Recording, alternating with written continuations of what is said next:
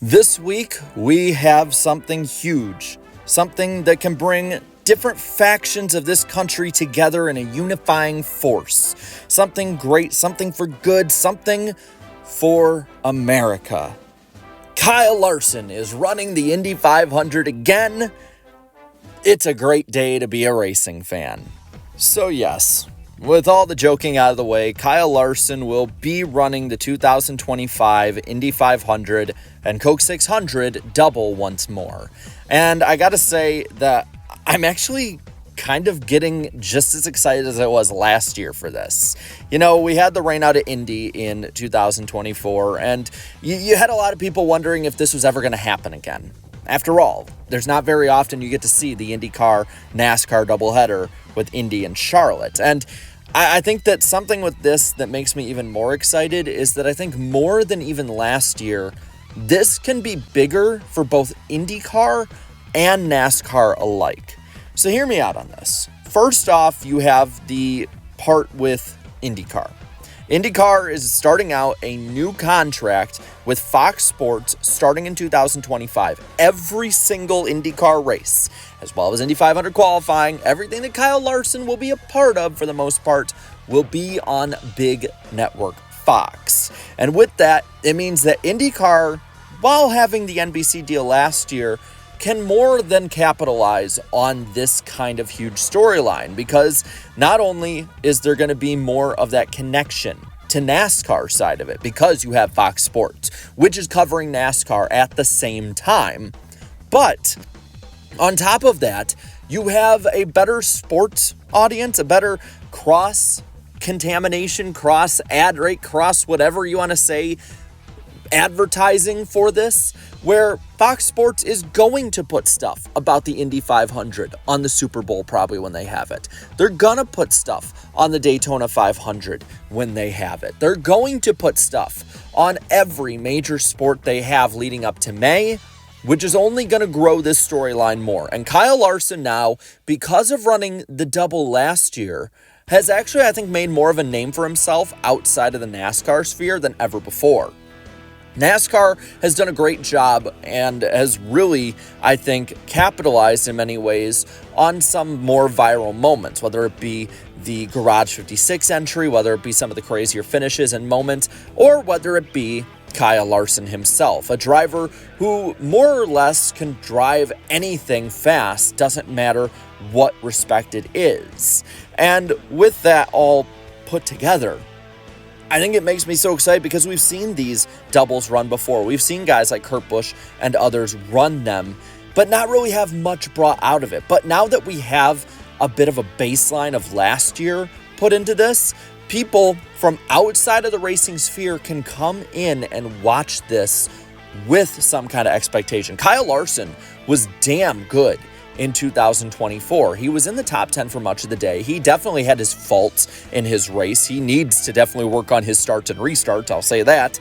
But those are things that he can learn from being a rookie last season. And I think that's going to make it even more impressive when he runs up front again.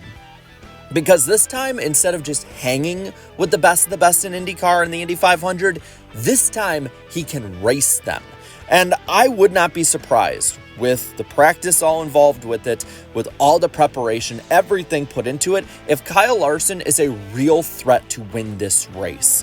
There's really nothing too weak about what he's doing when it comes to everything put together in this project.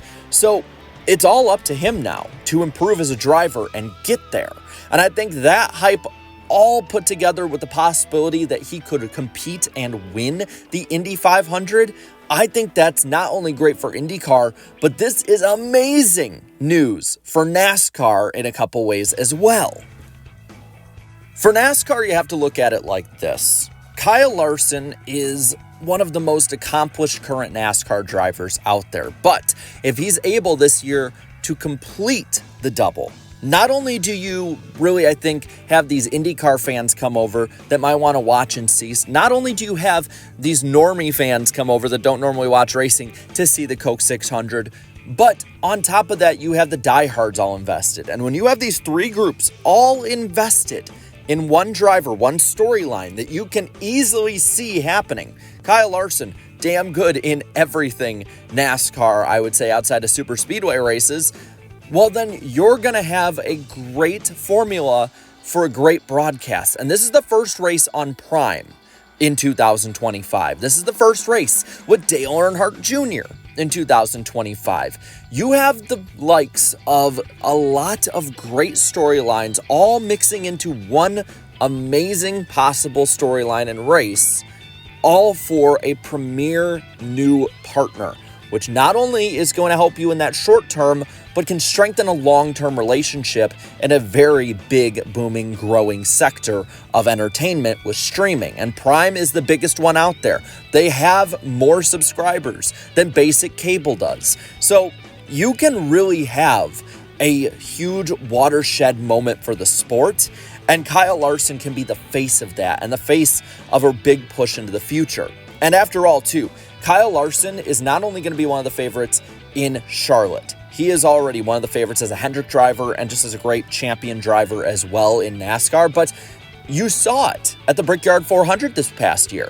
Kyle Larson is one of the most popular drivers in America right now. Indianapolis fans, in my opinion, are a lot like Road America fans. They're fans of the track. They're fans of the history of the track. And so when you have somebody who not only respects that history, but adds to it possibly, and respects it in everything they say and do with it, you're going to have a huge emotional favorite for so many people.